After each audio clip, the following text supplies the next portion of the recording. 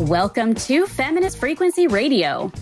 I'm AC Lamberty. I'm Kat Spada. And this is the podcast that asks you to be critical of the media you love. This season, we've got some fun new segments where we're discussing what we're watching, reading, and freaking out about with special guests and more surprises.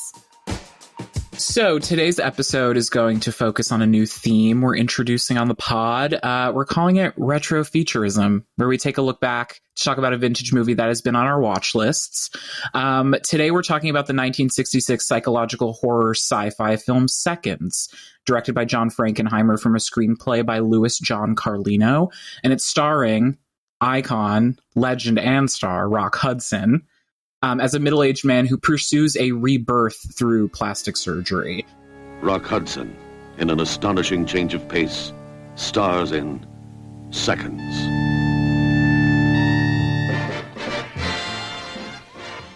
Rock Hudson, as a man who buys for himself a totally new life, a chance to begin again.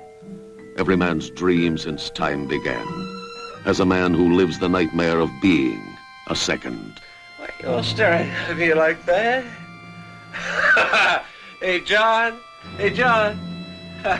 Hey, John. Why are they staring at me like that? They know. They know what? They're like you. Reborns. Oh, Laura! This has also been on a lot of repertory theaters watch lists, a lot of Criterion Channel polls. It's been in the zeitgeist in a strange way. So I'm really excited to talk about it. Last year, we watched the documentary Rock Hudson, All That Heaven Allowed, which further piqued our interest in finally checking out Seconds. You can listen to that conversation at the link in our show notes. I remember when we were talking about it that it just seemed so out of the norm of the types of roles that he was doing. Obviously, there were the sort of Doris Day Pillow Talk movies, but there was also stuff like Giant, these big sweeping Hollywood films. And then Seconds is this weird proto-Cronenberg, twisted, a lot of reviews of this are like, if you were uncharitable, it's a long Twilight Zone episode, but it is so much more than that. Totally. So I guess premise in general, for those who haven't seen it, and also this is only maybe the third Rock Hudson movie I've seen, and very different experience relative to his other stuff. But Rock Hudson plays a man who has been surgically modified to look like a completely different person. They fake this guy's death. He goes under the knife, comes out looking like Rock Hudson and having an entirely new life. It's fascinating. I feel like it's so timely, obviously. I think it's really interesting in the kind of current context of a bunch of Frankenstein stories in the mainstream. Like Poor Things is kind of a body swap story. Maggie Gyllenhaal's upcoming movie, The Bride, which is literally about the bride of Frankenstein. I mean, literally even Lisa Frankenstein, which I didn't see, but ostensibly is about Frankenstein. I dug that movie. I don't know why it got such poor reviews. I think what's her name? Diablo Cody. No one wants to give her a chance. Minnesota's finest. Yeah. I thought that movie was a lot of fun. Why do you think that is? Why do you think we have this obsession with the Frankenstein story at the moment? I don't know. And it does feel like at the moment it's particularly it's politicized in a really interesting way. All of the examples I gave are very specifically women's stories. And I do think Seconds also really lends itself to either a trans or queer allegory, at least from my perspective. So I think it's just kind of an easy way or easy device or type of story to project a lot of meaningful politics and experiences on. At least that's how I interpreted Seconds. I don't know, so rich in terms of what it means and capitalism, especially. Oh my God, crazy. The thing, I'm probably parroting something that my high school English teacher talked to me about when we read Frankenstein. But the story being about language and who gets to say what they want to say. And if you can speak, then we can decide whether or not you actually count as a person. Like I remember reading Frankenstein in tandem with like Robinson Crusoe and talking about characters who spoke the language of the others. And like when Frankenstein's monster is just a monster versus when he can talk to the townspeople is like a big moment for the character. I mean, that absolutely comes forth in like when it's women's stories and when it's about like, you know, give me a voice in society, which Mary Shelley was writing, you know, this is a woman's story like from the beginning. But it turns into this like extremely terrifying thing when Rock Hudson is like unable to keep his damn mouth shut in this movie. That's so fascinating. Yeah, for his own preservation. Now, I have to say that like from the opening credits, you're like, this is this is a movie unlike pretty much any I've ever seen. I think it's one of the first times I've ever seen that sort of now it's called the snorri cam, but like the fixed camera on an actor that's walking through a crowd. James Wong Howe, who I know on Feminist Frequency, we talked about a movie that he shot. And I remember being like, has anyone ever been this so talented as a cinematographer? But just those opening and the first actor who plays this character before he becomes Rock Hudson, I was like, I'm already so bowled over by this before he even shows up. The cinematography is incredible. Yeah. And in general, like the visual style and the dialogue are so Cronenberg to me. Like I know you mentioned this, like very proto Cronenberg. And what I liked the most, so here's my feeling on Cronenberg in general. I love him so much, big fan. With almost every single one of his movies, I watch it for the first 15 minutes and I'm like, this is bad. Like this is not good. Surely this isn't good. Like the dialogue is weird. It feels really stilted and awkward. But with Cronenberg, it's like everything is so under the surface. It seems like they're talking exactly what they're talking about. And it's so expository because they are talking about some insane sci-fi technology and it feels really on the nose. But like with Seconds does the same thing where they're talking about this body replacement corporation, like operation you undergo, but really everything else lies in just like how Rock Hudson looks and like behaves physically. It's so, everything is so under the surface and beautiful and intense. I don't know if I'm like threading that needle well, but it's just, it's very, it's like archetypal in a way. I don't know. I loved it. Well, and there's so many quiet, like the main character until he is very quiet.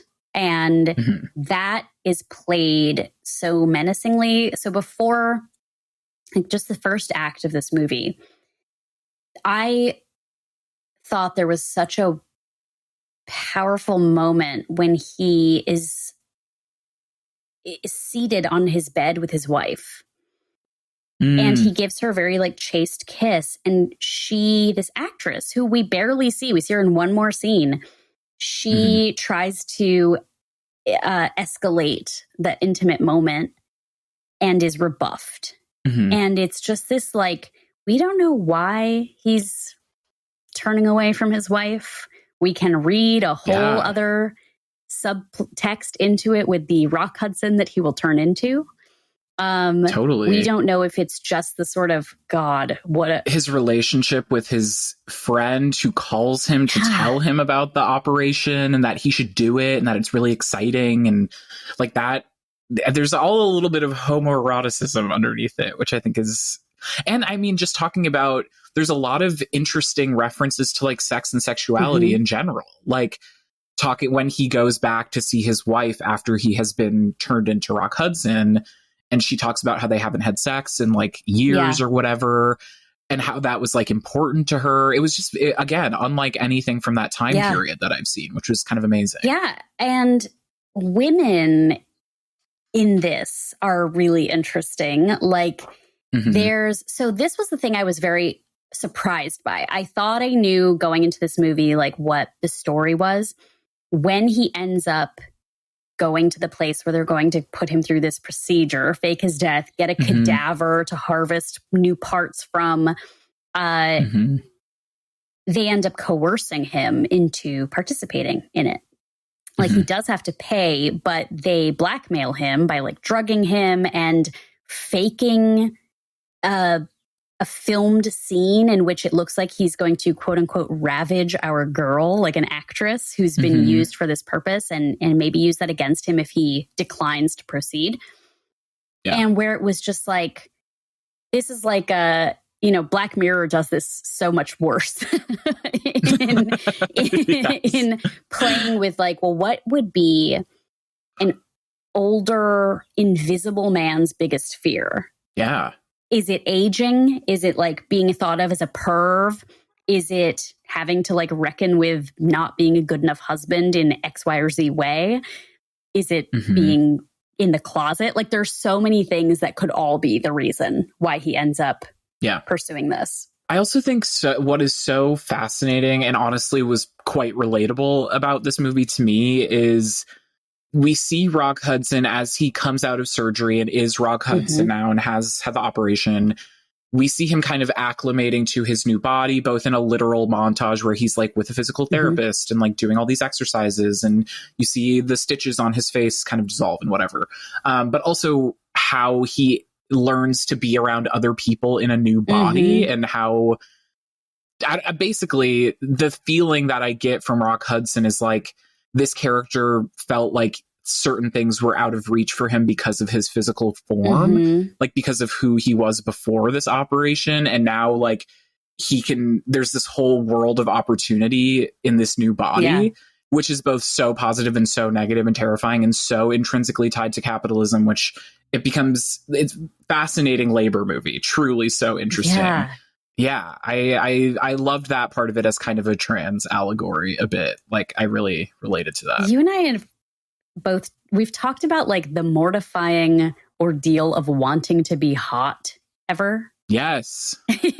Like, that it's something all people are conditioned to want, and it tortures us for 100 different reasons. And then like at some point you either decide like, you pick which parts of that you're going to pursue, like I remember having that moment of like, oh, I'm going to be would I want to wear contacts? It's like such little things. Like, am I somebody who... But they feel huge. Yeah. They really feel huge. Completely. And so if you layer 1,000 of those decisions on top of each other, and then like, what if, even if it's not like all of it, the trans allegory, the fact that he's becomes like sort of younger, that he becomes more fit, all of these things.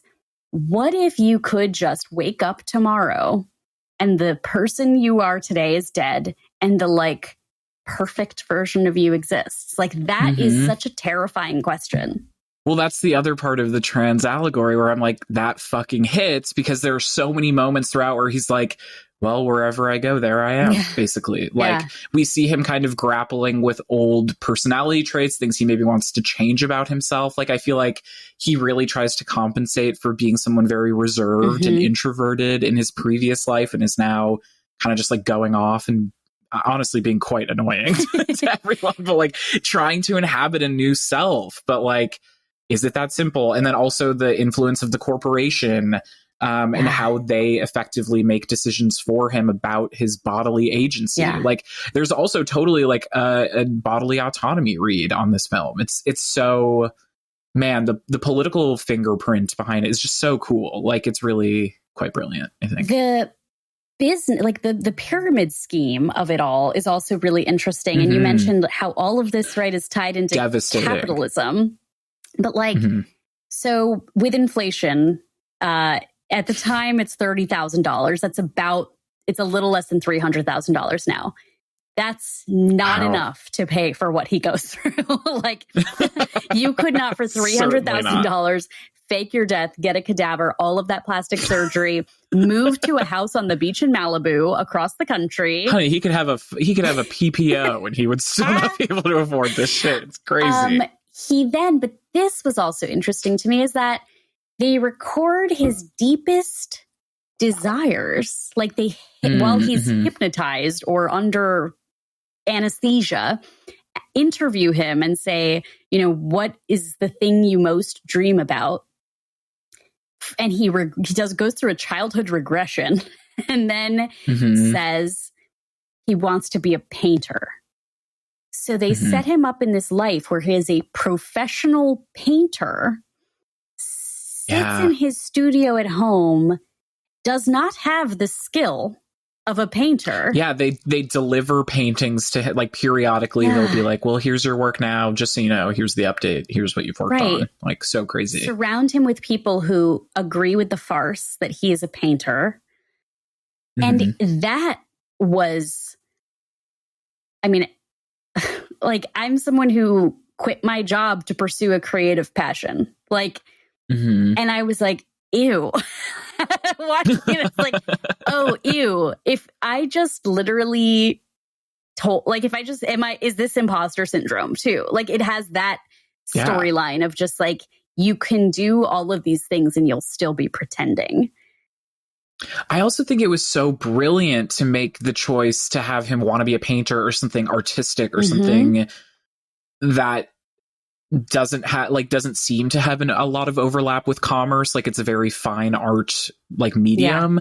I think that's so brilliant as someone who thinks about the intersection of art and commerce a lot with film and television, and how it seems like something so idyllic and like this company could just come up with it and be like, yeah, sure, whatever, you're a painter. But like, it is a craft that requires so much emotion and so much introspection, or at least like in its ideal form, you assume that, right? Like, I think it was such a great choice to make him want to be a painter, but literally none of the emotion or drive or pull towards art, like, is part of that. That's so perfect for like this whole capitalist metaphor. I've been rewatching The Good Place. Did you ever see that? I didn't, actually. It's about the afterlife. It's a sitcom, but it asks, it basically poses the question, like, if there's a sort of a heaven and a hell, if you removed capitalism from humans' lives, would they be more able to earn their way into heaven? And like, if they did not have the needs that capitalism imposes upon them, would they make ultimately ethically sound choices? That is like, a distant read of the whole show. It's like much more specific than that. But definitely watching this and thinking about like the salaryman conversation we had during our Machos season. Totally. And if this man had been allowed to just be the person he was at heart, would he have turned out differently? Like, you can't just artificially try to accomplish that with this surgery, this rebirth thing. But if he had something to paint about, if he didn't have to go take the train to his job every day, would he have had a more fulfilled personal life? It's impossible to answer at this point. What did you think about the bacchanal scene? I love that. That's where the transness of it all really clicked for me. So there's a moment where he attends basically a bacchanal, like, it's like a themed grape stomping party. Everybody kind of has their like god and goddess fits on. I don't really know what the purpose of it is. You just go there and it's crazy. It's shot really close up and it's kind of shot like a horror film, I guess.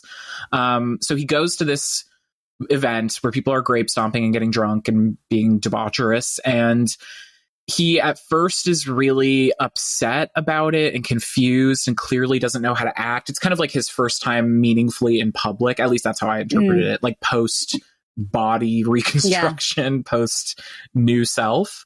And at first he's very upset and confused and doesn't want to be there and is like, this is undignified, like, what is happening? And then he starts to give into it, and that's where I was like, oh, he is enjoying the physical form. Like, he is really experiencing a new sensation in his body, which I think that's like the cool positive of this whole film to me. Like, I think that is a very valuable insight and feeling, and it is like, it's real. Like, listen, I stand plastic surgery. Like, I don't know. But it was very interesting to see him negotiate this kind of identity and then realize that he is a different person physically. And does that unlock certain experiences for him? You know, the movie doesn't explicitly reference any like faith tradition or anything. Like, I think we could assume that this character is Christian, like based on like American demographics. He says he's Protestant at the very end, but it's like, yeah, everybody then was right. like, exactly. Like, yeah, and like if you just picture like you go to church on Easter, or stereotypical suburban white American man that, you know, potentially like might have hangups, might have some sort of social or ethical hangups. I saw this as like the afterlife moment. This is the, you know, the Faustian bargain that he has made, the deal with the devil. And now he gets to enjoy the hedonism of that. Totally. But the way it's shot, the way that the camera is in these big vats of grapes with all these nude revelers who are falling all over each other and pouring wine in each other's mouths, makes it seem like you're watching a bloodbath. Yeah, I mean, alternatively, me getting so literary right now, like at the scene at the end where they're smashing stuff all over each other, like the grapes and the juice and stuff, it has kind of an Afterbirth vibe as well. Like viscera from birth, like all over him. They're like shirtless. And yeah, I don't know. The hedonism, though, in general is just, it's so good. It's so good. This woman who brings him there. Nora. That's like the only person who has a name, I feel. Yeah. Oh, I even liked that they changed his signature by doing surgery on the tendons in his hand so that he would write differently. Ugh. Yeah.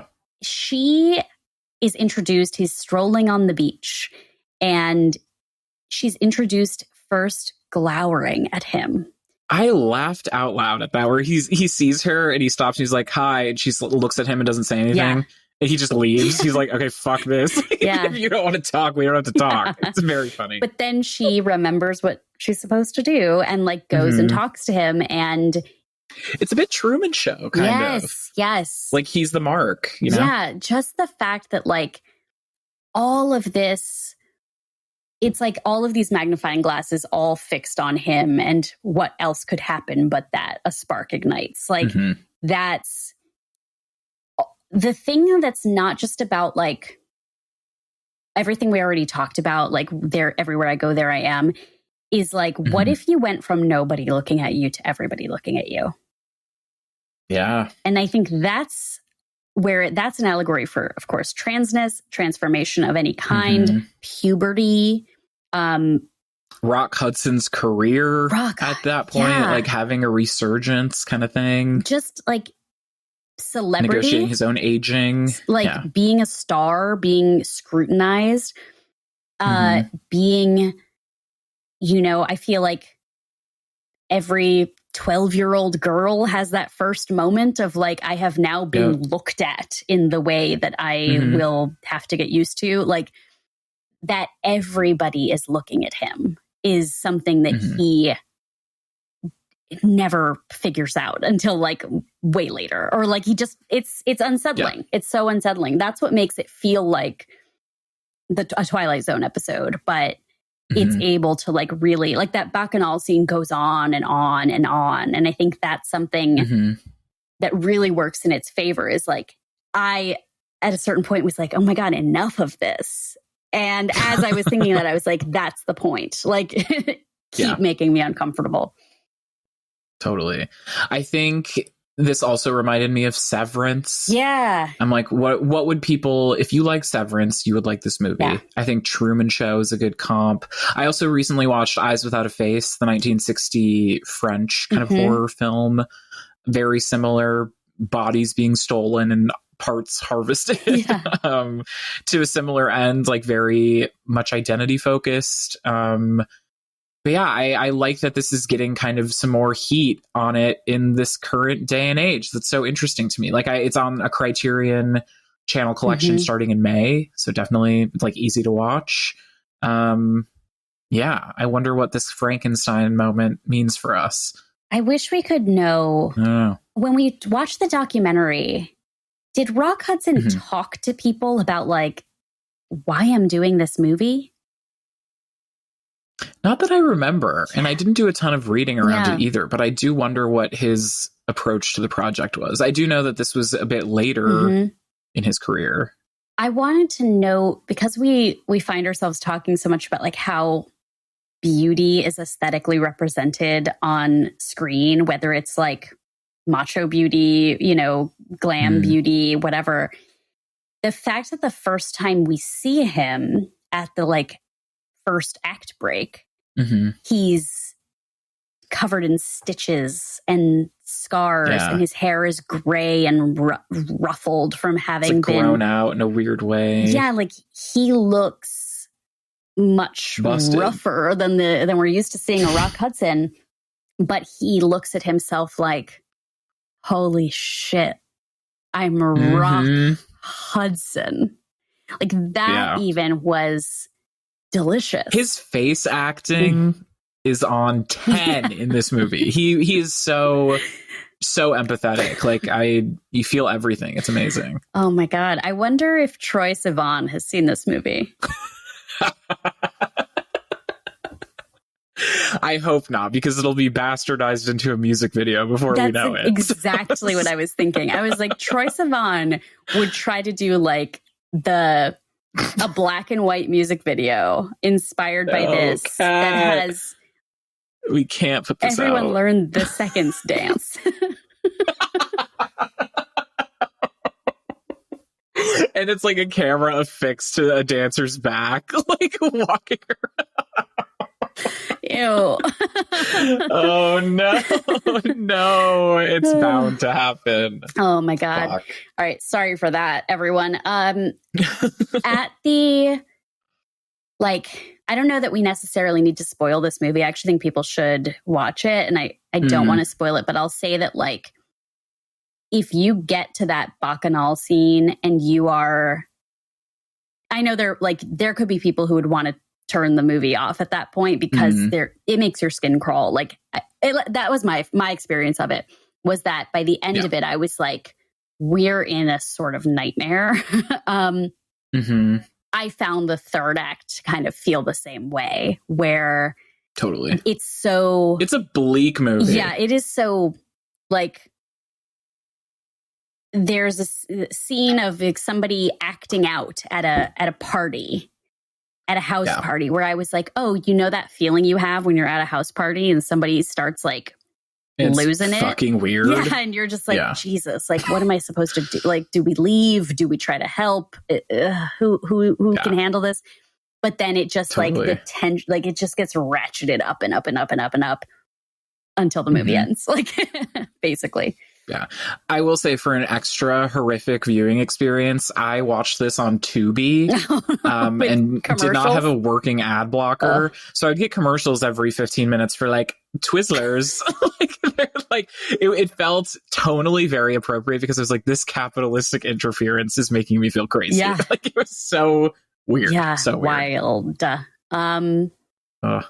Well, I highly recommend this to listeners. Same. Big time. Yeah, The Bride. I forgot about that. Who's in that? The new Maggie Gyllenhaal movie? Christian Bale. That's all I know off the top of my head. I'm excited. I'm looking forward to that. If you based on the very little I know, want a fun Wikipedia like dive, may I recommend Elsa Lanchester, who starred in the Bride of Frankenstein movie from the 30s. Oh. She just had such a career. Like, she was one of those, she was this starlet, and she has a very interesting face. I mean, she's just fucking gorgeous knockout, but she has like a very prominent chin dimple, like Kirk Douglas. And I love that. You know, we're so used to seeing her as the Bride of Frankenstein. But then she's in Mary Poppins when she's 30 years older. She was on episodes of The Love Boat and stuff, I think. Like, she was, I love that. She had this long, interesting career. And why did I look her up one day is because I bought her album at like Amoeba. I had no idea who she was. I just saw like the vinyl record cover and I was like, who is this woman? I bet this is a fun album. I bought it for $1. And then I was like, wait, this is the Bride of Frankenstein. Like, she's fascinating. But in any event, I would say if, like you said, if you like Severance, if you like Cronenberg and you haven't seen Seconds, you're missing out. Yeah. And I feel everybody stay tuned for more Frankenstein stories in the zeitgeist. And if you have a feeling on what that means, please tell us. My theory is that vampire movies become really popular during recessions, and I still think that's true. Oh, I bet. Interview with the Vampire from last year and this year. Yeah. Coming back very soon. All right, listeners, we are still trying to figure out a version of a game that is both fun for us and also fun for you. However, we're recording them all before these episodes go out, so we shall see how you feel about it. My question for you, AC, is what's wrong with me? Listen, the doctor is here. I'm ready to get diagnostic with it. Let's go. So whenever I'm trying to solve all of my life's problems, I think about whatever celebrity I am currently in this moment, in this day. It changes hour by hour. Who is my celebrity crush of the moment? Josh O'Connor. It's Josh O'Connor. it's Josh O'Connor this week. Correct. End of game. I am not watching everybody's GQ What's in My Bag. So obviously Josh O'Connor is strongly in my heart. But there is another celebrity that I am currently crushing on. I am obsessing over. And I'm going to give you a series of unhinged clues that mean very little, and you are going to get some guesses. So we can try it the same way we did before, where I will give you one guess or one clue, you get one guess. Second clue, you get two guesses, maybe something like that. Let's go. And then you can tell me what's wrong with me, but I promise you nothing is. All right. My first clue is Galway Girl. What's wrong with you is Ed Sheeran. Could you imagine? Could you imagine? You know, I used to have 2 Tumblrs devoted to celebrities with bad tattoos. With bad tattoos. Oh, I thought you were going to say like celebrities who are gingers that I love, and it's like no. I would have done that. No, I had a Tumblr for country stars with bad tattoos, and I had a Tumblr for MMA player. You are doing with such important archival work. I hope you know. Ed Sheeran so it's not Ed Sheeran. No, he is not who I'm crushing on. But I will say that he has a song called Galway Girl. There is a celebrity in that music video. Is that who I'm crushing on? I don't know. Okay. I don't know. Second clue is Diplomat Barbie. Don't Google it. It'll just give it away. I mean, it's not Issa Rae, but that's kind of the only one I'm thinking of. If she is from Ireland, that would be such a gag. I don't think it's her, though. Oh, is it Emma Mackey? No. Wasn't she also in Barbie? She was, as were many of the cast of the show Sex Education. Also, is that who I'm crushing on? A member of the cast of Sex Education? I don't know. Let's see. All right. Third clue is 90s lesbian. 90s lesbian. I'm feeling that Ted Sarandos is in the room in a more significant way than I thought.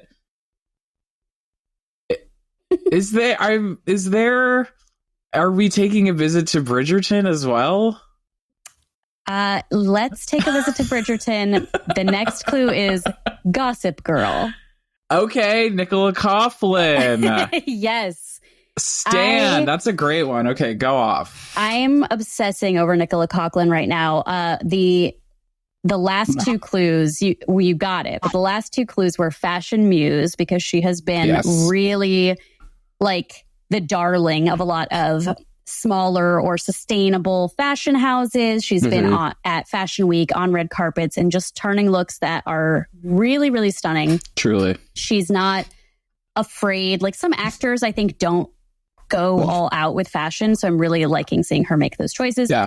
And my last clue was picture of Dorian Gray, because everyone is always confused that she is in her mid to late 30s and they think that she's like 18 or 19. I thought she was maybe max 30. She's mid 30s? Wow. She's 37, but she's plus sized. And so I do think that she has like a very angelic face. Yes, when you have a little bit more of like the baby face going on, that throws people off. So wow. Oh my God, so that's Nicola crazy. Coughlan is like having the year right now.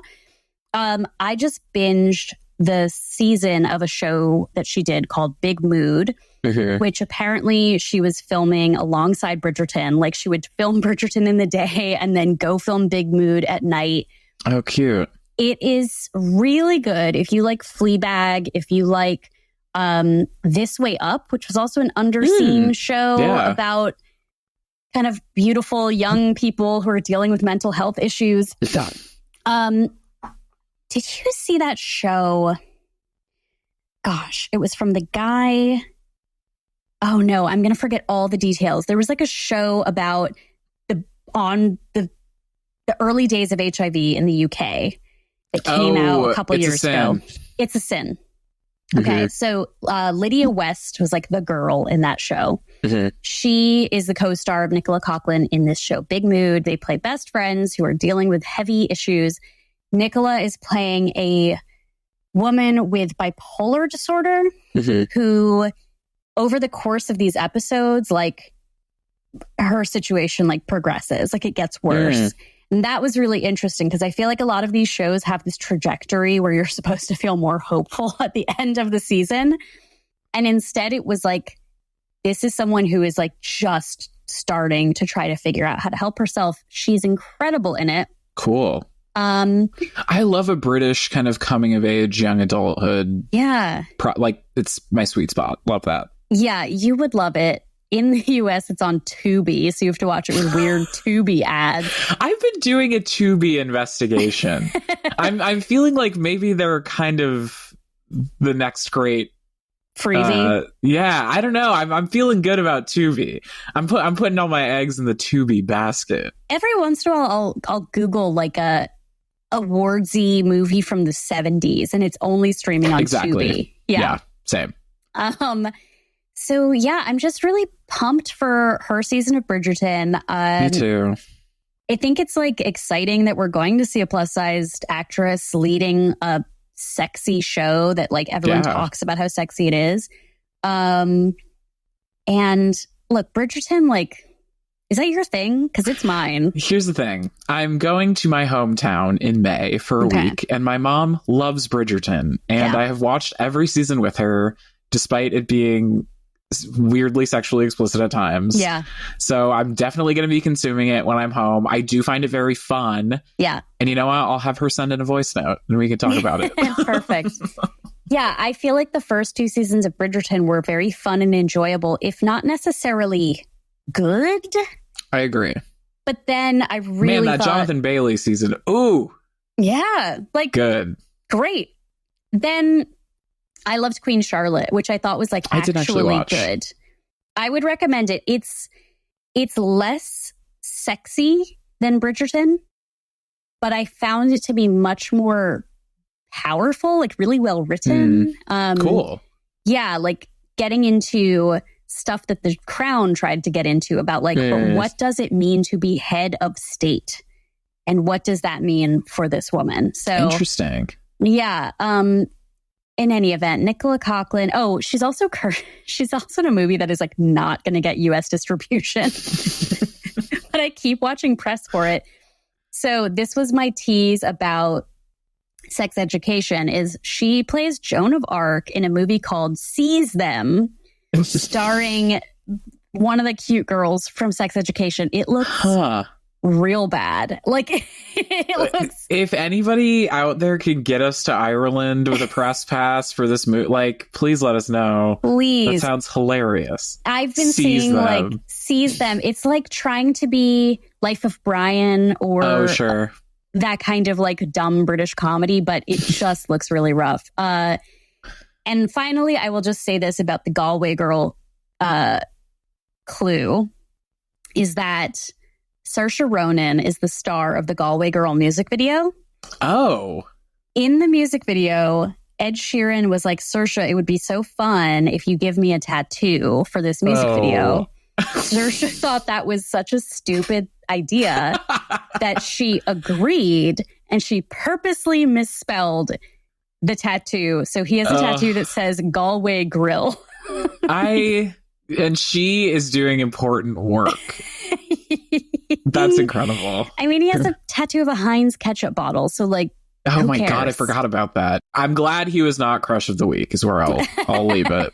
So, Nicola Coughlan, I would love to ask you to prom.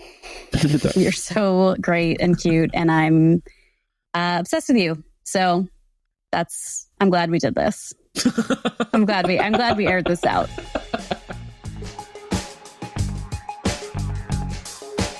That's our show for today. I'm Kat Spada, and you can find me at cat_ex_machina on Twitter, or at catxmachina, no underscores, on Letterboxd. I'm AC Lamberty. You can find me at AC Lamberty on Letterboxd and Instagram. Feminist Frequency Radio is hosted and produced by us and edited by Rob Pera.